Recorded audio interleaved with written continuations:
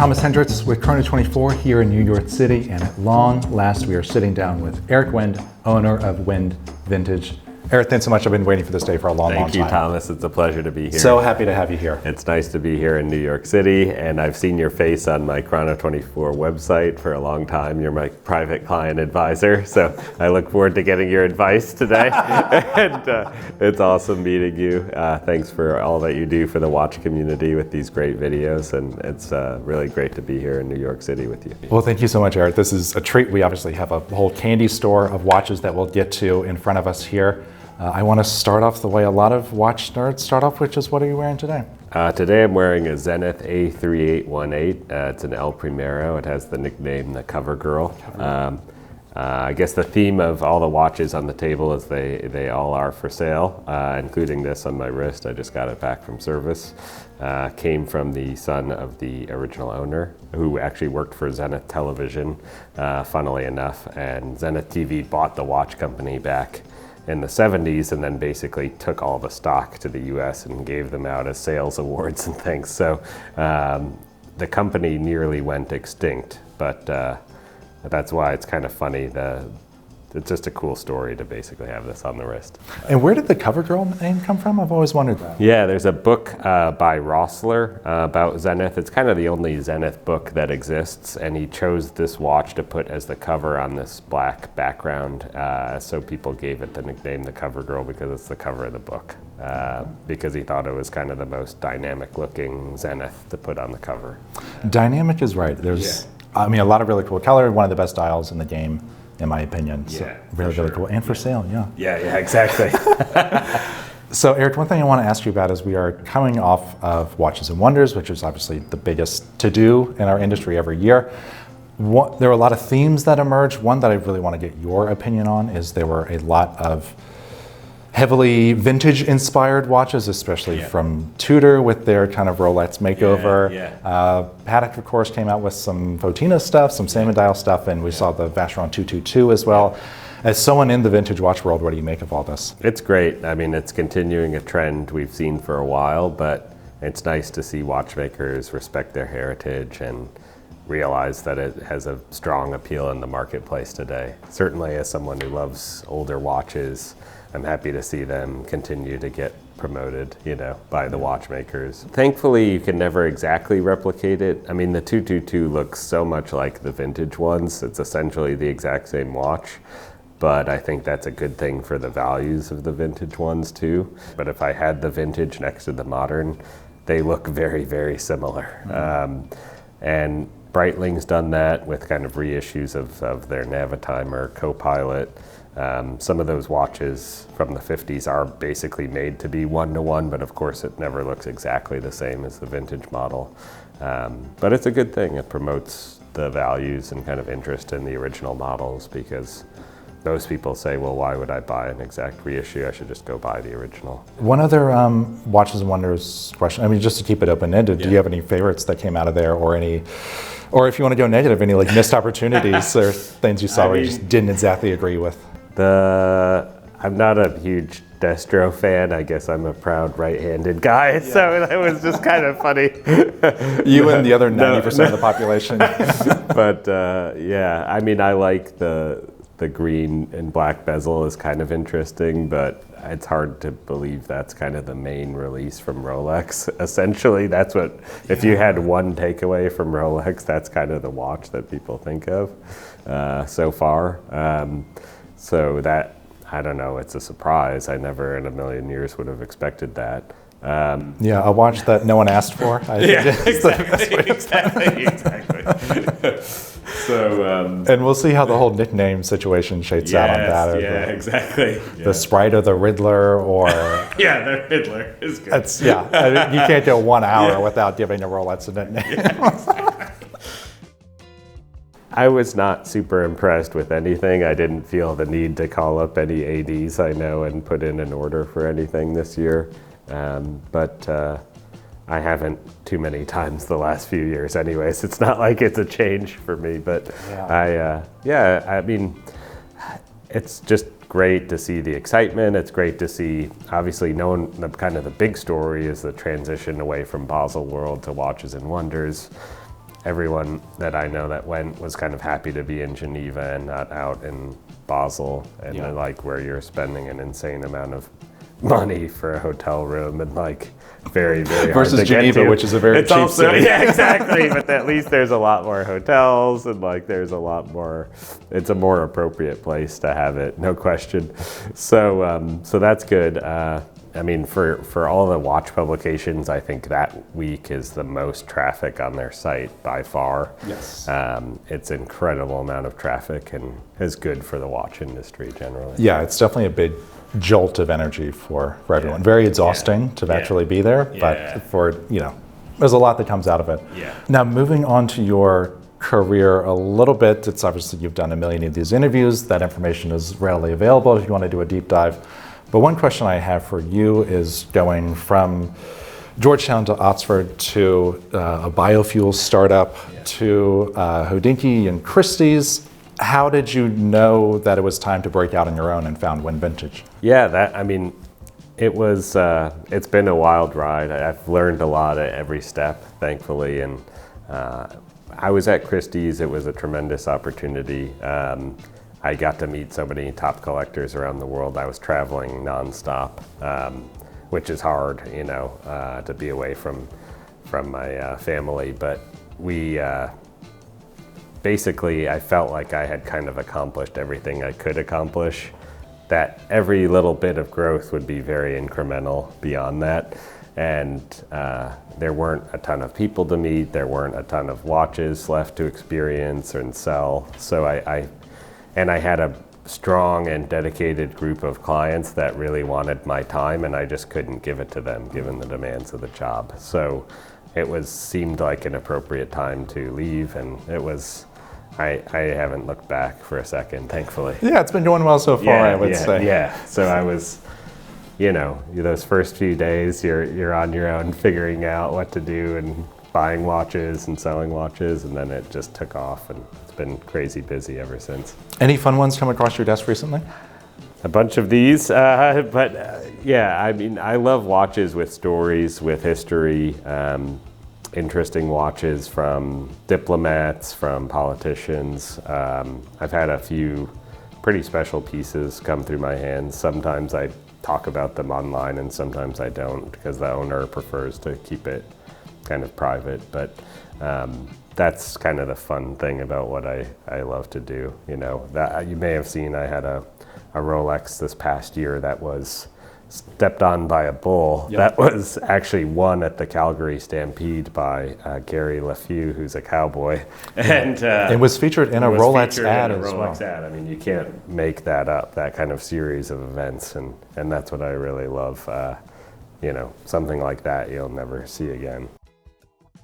I recently purchased a Patek that was given by Brown-Forman, the big wine and liquor company based in Kentucky, to the person who managed their 100 acres of land, and they gave it to him in 1923. It has a beautiful engraving on the inside and his initials on the back. Mm-hmm. And I just sold it to the chairman of Brown-Forman, and now it's in the chairman's office. 100 years later, it's gone back to where full it was circle. Before, which is just awesome. I really, really love that. One other non-watch question that I do want to ask you about is, you talked about it, no one really asked about it, but you're a drummer as well. Were there drummers growing up that you were really into? Or I'm just curious. I love particularly rock music, and I love a great beat. Certainly enjoyed seeing concerts. Even the Blue Man Group, I really enjoy their drumming and the performance art side of it. I got really into that when I was young. My son loves it too. My wife, not so much, but sure, yeah. But I love the sort of performance aspect and the drumming, and I still drum a little bit. It's a lot of fun. Now that my son's a little older, I plan to teach him too. Did you have any favorites growing up, like a Neil Peart or like a John Bonham or anything like that? Neil Peart for sure. Dave Weckl, some of these more obscure drummers you read about in Modern Drummer magazine. I assumed you would have a deep dive. The guys that are like the heroes to drummers only that no one else has heard of. So even Travis Barker, I enjoyed his kind of intensity. But he's more famous for who he's dating now than his drumming, but it's very interesting, just the whole array of really great drummers. And yeah, I just love, it's still fun. I connect with a few different drummers today. Billy Brimblecombe, who has a charity, the Steps of Faith Foundation. He's a great drummer in Kansas City. And Dave Elich, he's a drum teacher in LA and has played with a bunch of people. He's into watches, and when I'm next out in LA, I plan to get a lesson from him because he's excellent. So I still am passionate about that too. It's funny to see the crossover there between rock and roll and the very civilized world of horology. Exactly. Yeah, not a common connection, I think, but there are plenty of drummers into watches. So that's good. Now, one thing I'm curious about, and I think something that I would have a hard time with, is where do you draw the line between professional inventory and personal collection? Is there some that have been on the line before, or is it always, where's the Venn diagram as far as that? It's very, very hard because I love this stuff. And so I try to abide by the don't get high on your own supply rule. Basically, I think it comes down to almost a physical reaction to something. If it starts to make me sick to think about selling it, then it's hard then I'm like, I've got to keep it. If it's something I will never ever see again in that condition with that kind of story and provenance, then it's really at the end of the day emotional. Obviously it has to line up with all the things, condition, the provenance, all that sort of aspect of it, but it's really comes down to how does it make you feel. I think you can approach it in a really scholarly way, but I have probably 5 to 10 watches coming to me every day, and then 5 to 10 watches I'm shipping out every day, and as such, like some things you always love your watches like they're your children, but some you don't really think about again, and others you're like, I've gone back and bought watches I've sold before because I was essentially like, I can't live life without this thing. So yeah. Are there kind of like repeat characters that you see? I mean, you're a big Voltaire cricket fan. There are other ones that just kind of like that maybe not even have like the most market appeal, but ones that you just kind of personally love? Oh yeah, definitely. Some Galets, Heuers. Yeah, can you tell me, I mean, just while we're on the subject, can you tell me a little bit about this Galet right here? Yeah, I love Galet chronographs. Originally it was primarily for the US market. This is one of my favorite kind of case sizes from Galet. This is a 60s watch, nicknamed the Snow White. It's super clean as well. Yeah, just these beautiful bevels on the lugs, and it's a great watch on the wrist. Very, very clean. I like non-luminous watches if possible because you don't have to worry about lume falling out of the hands or falling off the dial or damaging giving you anything. cancer in some Exactly, cases. yeah, exactly. So I really like a watch like this, and then the black numerals against that kind of silver white dial are really legible and beautiful. So yeah, Galet, I have a 1940s clamshell chronograph, kind of early World War II era, that's gray and black. That is one of those watches, if I only had one watch the rest of my life, I would be certainly happy with that, putting that on every day. And it's kind of small, but it's about 34.5 millimeters, but I find it wears perfectly on the wrist. Yeah, and that's a deeper cut than a lot of people would say for like a one watch for the rest of your life thing. Yeah. We're not talking like the SITS 538 or anything like that, which is another grail watch by itself. Yep. A question I have written down is just generally like what kind of sleeper hits did you bring with you today? What do you have here that a lot of people are perhaps not giving enough credit? Yeah, so Heuer's to start off. Yeah, I love Heuer. That was one of my first kind of passionate things when I began collecting Carreras. This is a particularly rare Panda version. It's called silver with black registers. It's a very Daytona looking watch, early 6239 kind of Daytona style, but this is way rare. We're talking only a few dozen known of that one. This is a very special early Altavia from about 1962, 1963. Oversized registers, this is a rare variation with a red seconds hand. Yeah. And it's just, again, something you won't really see. Small, very small number known of these first execution Ottavias. In the Rolex world, Rolex is probably the majority of my business. Certainly, mostly vintage Rolex. You can't really go wrong with a sport model like a Submariner, but this one's kind of special. It's got Tiffany & Co. On the dial, so you have basically 5 lines of text there. It's a lot of text. Yeah, it's a little feels like a paragraph, but it's very cool. With all the other Tiffany craze with the 5711 and things, the Rolex vintage models, they discontinued doing Tiffany & Co. around 1991, 1992, but I think these have a lot of upside because there are very few of them out there. Yeah, and another Tiffany dial over here with the pyramid as well, right? Yeah, this is something I had not seen before, and it's pyramid dial, but Tiffany & Co. This is full set with the original Tiffany blue box. It's from 1991, so again, one of the last Rolex watches with Tiffany on the dial you'll see. And then, the condition is just spectacular, unpolished. It's got the original green sticker on the back, and so it's a super, super full set. And you have, there's one brand here that I haven't even heard of before. Can you tell us a little bit about that? Yeah, this is an Ornan. I bought it from a gentleman in Sweden. It's got an Enicar style case because Enicar had some time onlys in this case with these interesting faceted sides. And it's nothing expensive. I was going to list it on my site in Chrono24 for $800, but you'll never see another. And it's this beautiful blue metallic. And I really like the seconds hand, which is got a red stripe, and the seconds hand has red numerals. It's kind of a little bit of a Gucci feel. So very again, 70s. Yeah. It's just something cool that you'll never see again. That's not expensive. The condition is great. That's part of it. I always have had the message since I was writing for Hodinkee and doing the Bring a Loop column that you don't have to have lots of money to get into watches. You can get amazing stuff that I think is a lot cooler than things 100 times as expensive. And you should just enjoy it. Too many people are just focused on the price tag of everything and not the kind of coolness, quality, look, and history. And you, for those that don't know, you host a podcast called Significant Watches, and one of your recent topics I thought was really interesting was substance versus hype. And there's often do not go together. There's no Richard Milles on here, obviously. No Tiffany. We have Tiffany dials, but not the ones that people are thinking of. There's a lot of really cool, more approachable stuff on here. Galley's 34mm Rolex. It's stuff that are just not